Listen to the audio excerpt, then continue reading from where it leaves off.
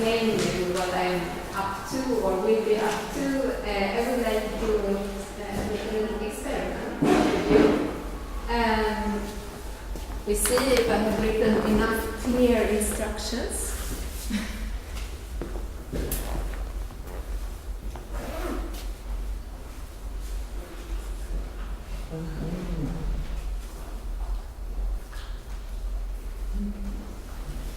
So, where were you yesterday at 7 in the evening?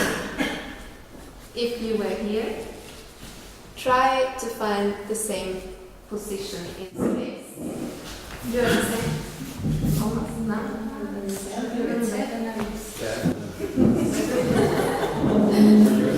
And very important, if your real-time position is colliding with somebody's memory, please find a new spot.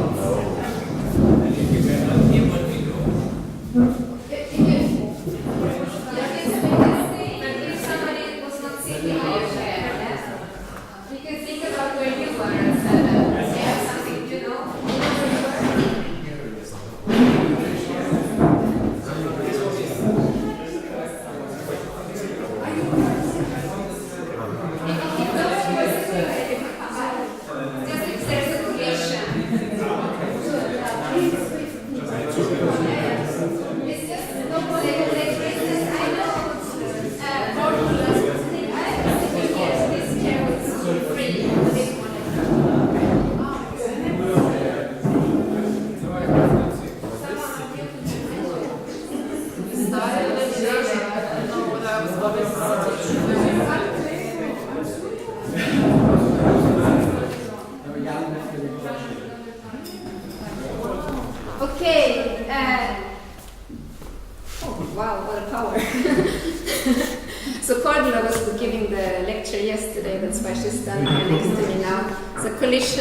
In time for the moment, and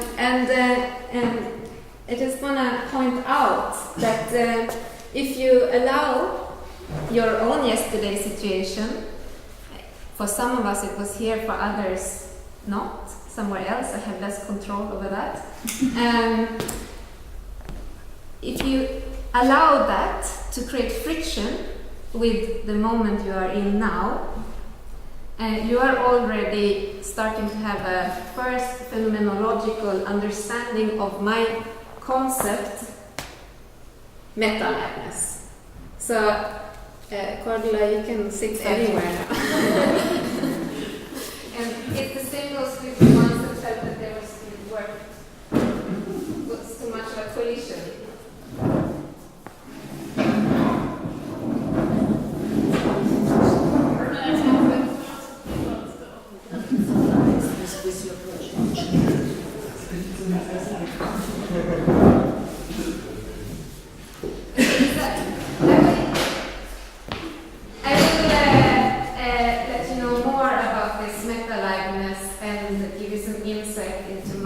Fascination with liveness in general, soon, but first I will give you some background.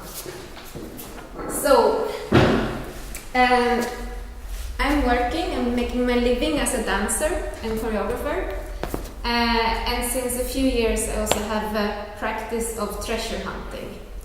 And this treasure hunting practice, as you can hear, is inspired by what in German is called Schnitzeljagd, but it has slightly more aspects to it than only the one that we meet at Kindergeburtstagsparties. And this practice of writing clues, and also my interest is in liveness, is the starting point for the PhD research that I began in October last year.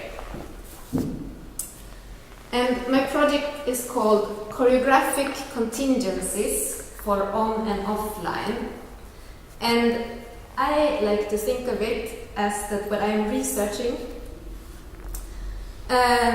is to create methods and look into theory and tools for creating what I call reality glitch art. And I place this research in between expanded choreography, relational art, and play. And as part of the PhD research project, I'm also shifting the treasure hunting practice that has been mainly in physical environments to also go online. And because of that, I enter another field which would be electronic poetry or e-poetry. Oh, I knew there is no good place for this. So electronic poetry is actually a very open practice. It allows very much, but basically it's writing in intrinsic online environments and making use of tools, like for instance, just the fact of a hyperlink makes it kind of impossible to print out afterwards, in this, like keeping the same logic. And just to define quickly the other things that I'm working with, expanded choreography, which sounds very complicated, actually it's not so complicated, it's just simply the idea of transferring tools from choreography onto other kind of processes, like writing or analysis, or so since choreography is a very space and time-based art form, you can transform many of the tools onto any other kind of process. And relational art is something that I have called before in my practice more to deal with participatory art, but I realized that also since relational art is really kind of timelined with the time curve, the timeline of internet coming, like where you all started to speak about relational art in the 90s, and it follows really the trajectory of it, and also follows very much this social realm that is created with internet.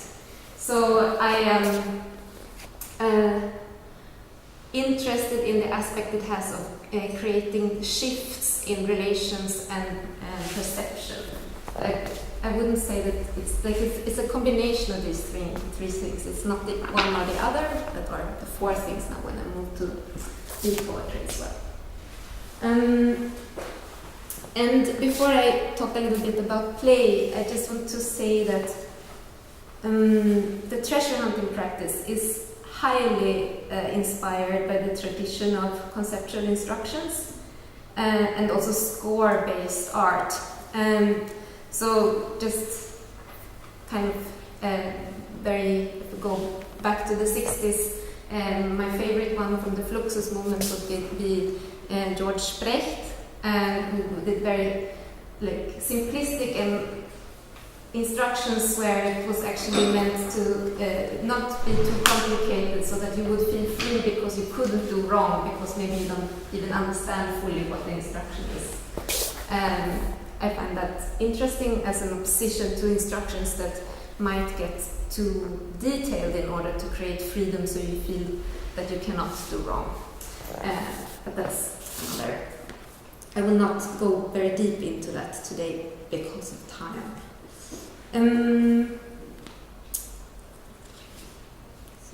I also find it interesting to work with instructions politically, because and elaborate on what instructions do, because of the online environment, since the whole online realm is based on instructions for the computers or for the things to operate, and I find it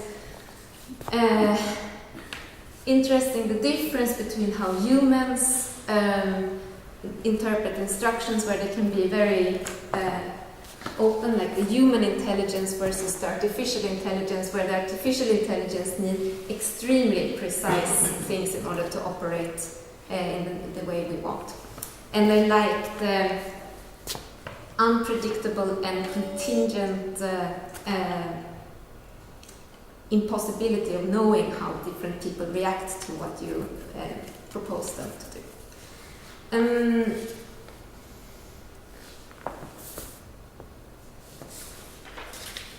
So play is a word with multiple meaning, and I am referring to play as anything from children play to live action role play. And when working with treasure hunting, I'm definitely inspired by gaming. But if to project into the future, my interest in gaming is more about how to be. I want to learn, become more precise, not in order to construct perfect games, but more to be able to deconstruct because of being the master that can start to pick things apart and twist logics. And I think since I began the PhD, Margarete Jahmann is my supervisor, and I think that thinking about play has also shifted for me, partly in dialogue with Margarete and also with others.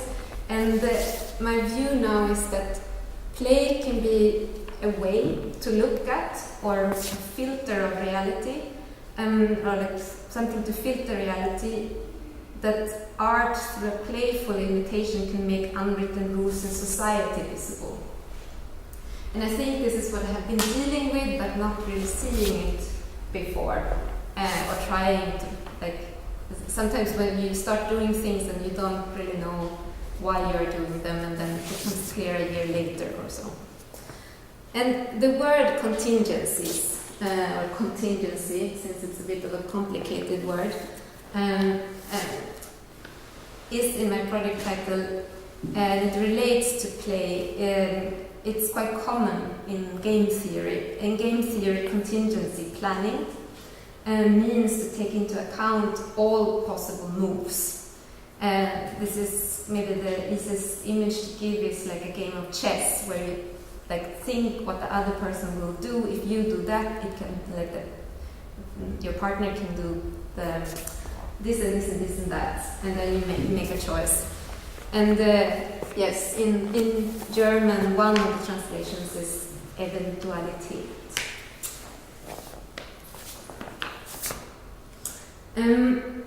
I am very inspired by digital phenomena, and I think we all experience reality glitches, or potentially experience them if we point our perception in this direction.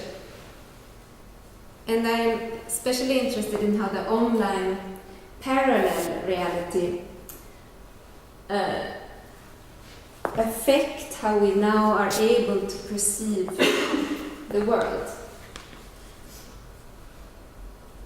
Coming from a performing art background, I'm intrigued to explore how online environments can be approached as making art in public space, and how my knowledge from constructing time and space in live environments can be transferred.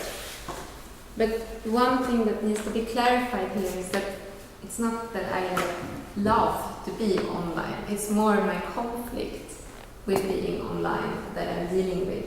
It's transferring my everyday life situation of having friction with time in relation to the online situation, and making something, like actually making like a field research into things I don't want to touch in my own private life too much.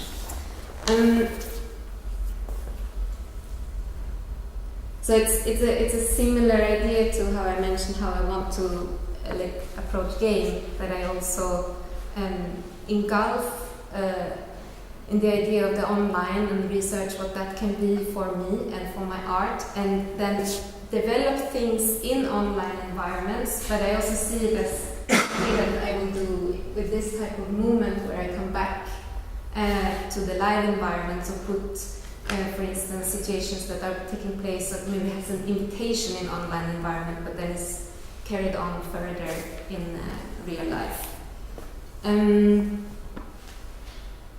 And just to give a background to that is that two of my previous live works have specifically dealt with dramaturgy or processes of being online, but transfer them to live environments where it becomes very absurd how you suddenly sign this, otherwise you cannot continue the words.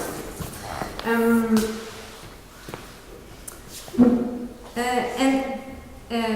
this is the beginning of my PhD research, and I have begun some online writing practices in different existing formats like blog and Google Forms of interactive documents and open source game engines. But my main focus has been on mapping what liveness is and also how liveness can be constructed or is constructed in online environments. And I think I have lost the live moment. Ah, there's the liveness one. Okay, so I will now record a couple of words and then play them back 3 times, so bear with me.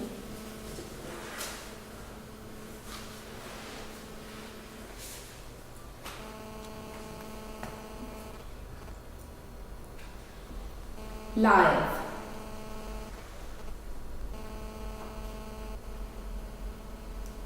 Recording. Live. Time.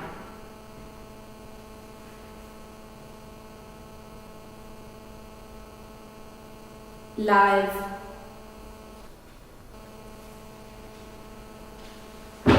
Recording.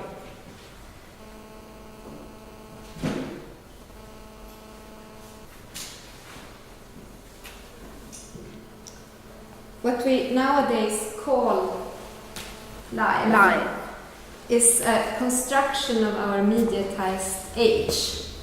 Before the first technical recording, the word live did not need to exist.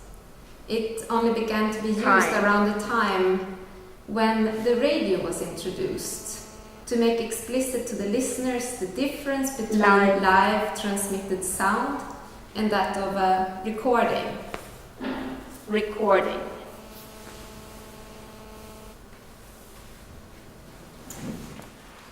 What we nowadays call live is a construction of our mediatized age. Recording. Before the first technical recording, the word live did not need to exist.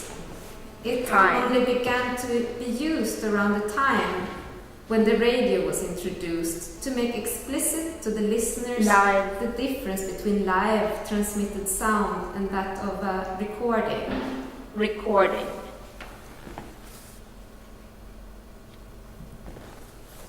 What we nowadays call live is a construction of our mediatized age. Recording. Before the first technical recording, the word live did not need to exist. It only began to be used around the time when the radio was introduced to make explicit to the listeners the difference between the live transmitted sound and that of a recording. Okay, so that was 3 times.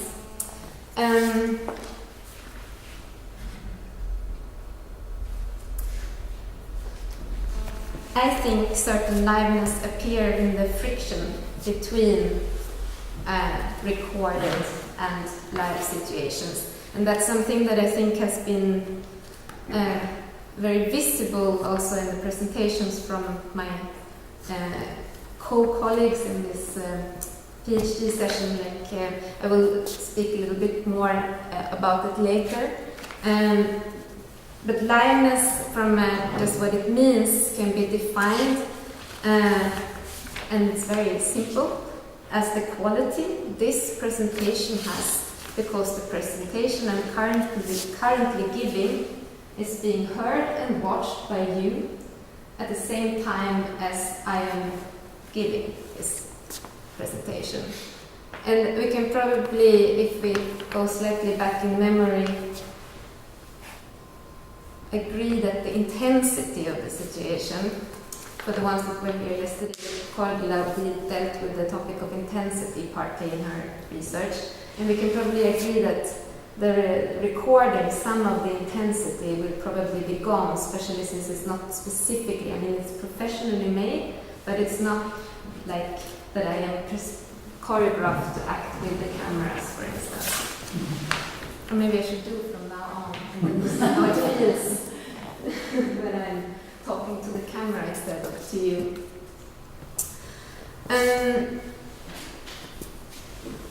When speaking about liveness in online environments, we automatically tend to think of live broadcasts. But actually, inside media and communication studies, liveness is also used to describe the quality of something appearing live, though it's not. Liveness, in this case, is the result of successfully applying reality effects, which give the mediated material an authentic touch. And this, I think, is also an aesthetic that has evolved in the last years with digital products, so like digital filters that make things look analog, even if you didn't digitally. And I think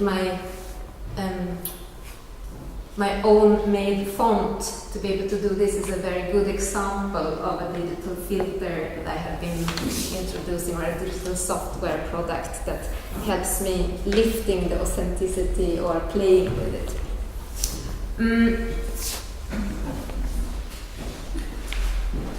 So,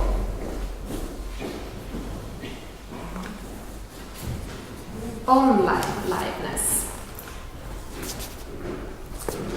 Very many words here. Due to the changed media and communication environment, the meaning of liveness is expanding and shifting. And online liveness is something that media sociologist Nick Calder discussed in the beginning of the 2000s.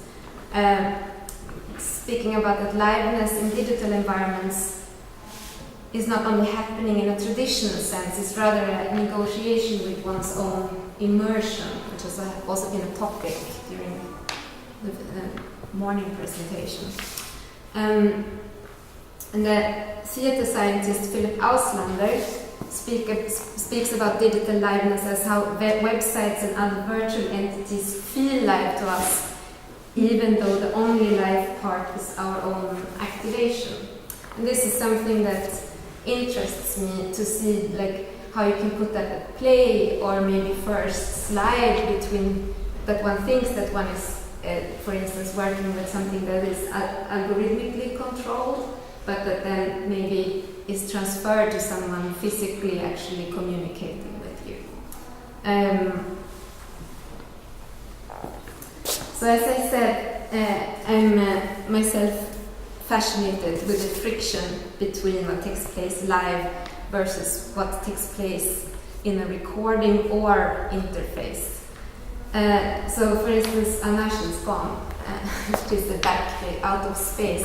But Marie-Claude showed yesterday a situation where we were sitting and she was doing an augmented reality thing, and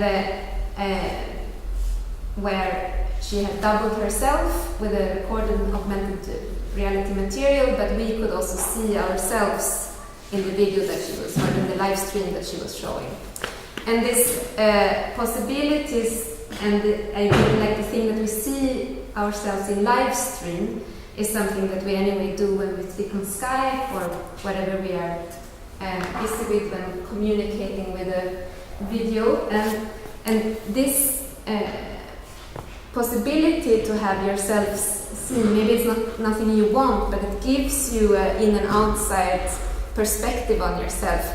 And I find it fascinating that this is something that previously used to be part of more, like it's what's called partial self inside phenomenology. In previous time, it's something that was related to subconsciousness, that you were, like the I in have an experience is seen, or let's say now I have to read it so that it doesn't become confusing. Like the phenomenological concept of partial self divides the I, who have an experience, and the me, who is being observed by the I. And 3 years ago, when doing a MFA as a Master of Fine Arts in Choreography, I had the need to name this in and outside sensation, simply to open the creation and thinking process in my work. I didn't know as much as I know now about liveness, but I still find it useful. And now I have to erase and give some space as I introduce my own concept. So I will put myself as a reference here now.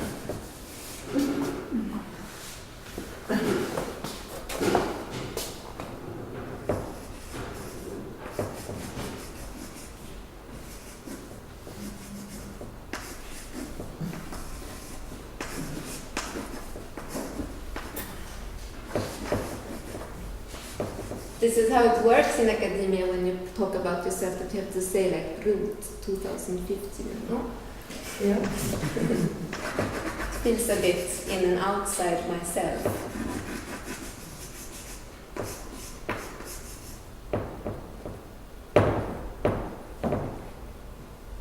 It's very nice.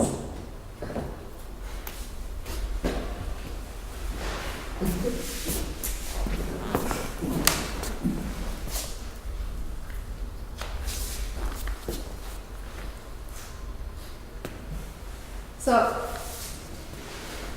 meta comes from the Greek preposition and prefix meaning after or beyond.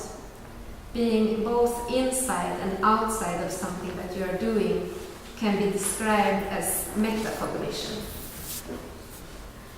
And meta-liveness is similar to the meaning of metacognition, but it's describing more a process-oriented awareness of a sort of a possible and eventual development based on an in and outside perception of yourself. And not only yourself, because now I'm shifting it to other situations. And it's nothing new. Meta-liveness is more a practice of paying attention to the in and outside, but also the before and after of a situation. So what we did in the beginning with hovering the memory of yesterday is a clear example where we put more added processes or make it explicit, because of course we anyway have it at hand. And it's again similar to something that exists in phenomenology, especially when talking about how you perceive music. So we don't hear separate tones.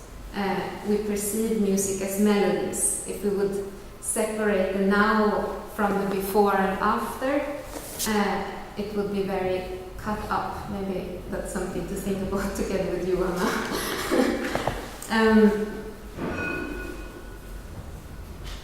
And for me, it has been very fascinating to exactly explore memory as another technology for recording, or exactly like we spoke about it in one of the previous sessions, like created analog augmented situations. So we work with augmented reality, but maybe it's just that we work with the inspiration of the online, or the things that we now know that we can see, or like now you already knew this, now I must have to make a joke to you, because in Marie Claude's, she came and avatar sat down in the lap, and you said, hey, participatory performance in the lap.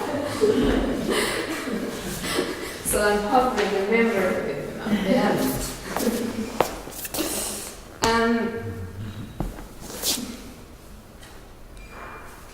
Let's see, where are we in this presentation?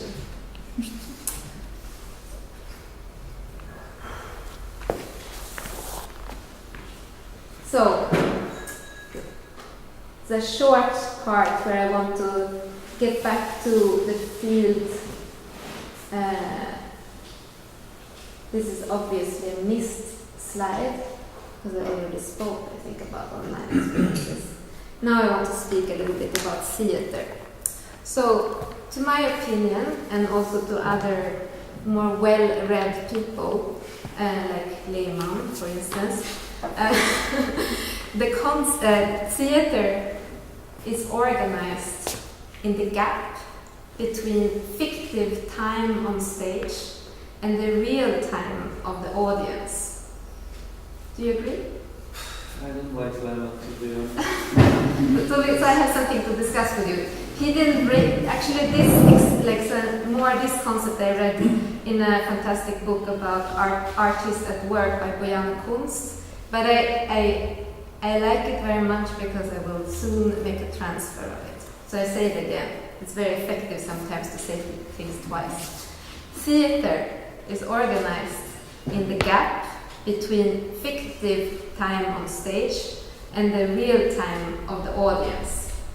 If this is not done well, we get what director Peter Brook coined as deadly theater, boring theater. That though it takes place in front of us lacks the quality of liveness.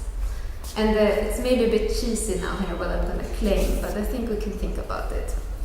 I'm thinking that this gap between the fictive time and the real time that we have in our everyday situation, that it's very similar to what we're all having, where our lives are organized in the gap between the time we spend online and offline. So if to repeat the comparison with theater, if we don't play with this gap between the online and the offline, we get deadly life. Boring life, that though it takes place in front of us, or with us even, it lacks the quality of liveness, or what this word can mean as well, aliveness. Thank you.